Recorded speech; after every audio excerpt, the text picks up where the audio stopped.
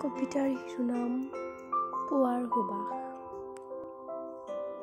পুৱাৰ সুমধুৰ বাহাৰে সাজু কবিতা গাওঁ বাৰু দিনত, উমাল কলিজাৰ পৰা আহে গীত, কণ্ঠ নতুন সুৰৰ ৰূপ দিয়ে যেন লাগে।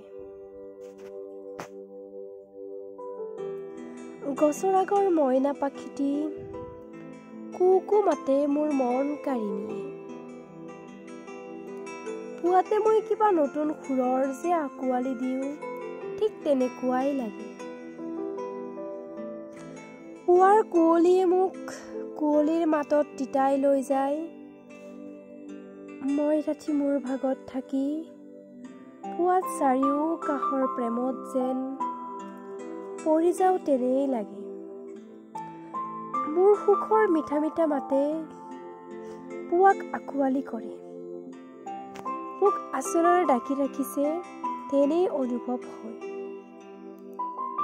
পুৱাৰ তন্ত্ৰ ভাঙি আহি পৰে চকুৰ আগত চাৰিও কাষৰ সপোন।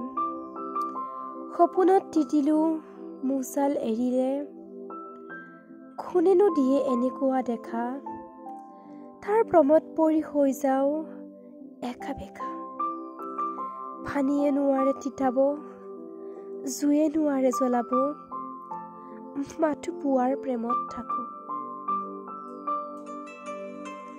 ধন্যবাদ।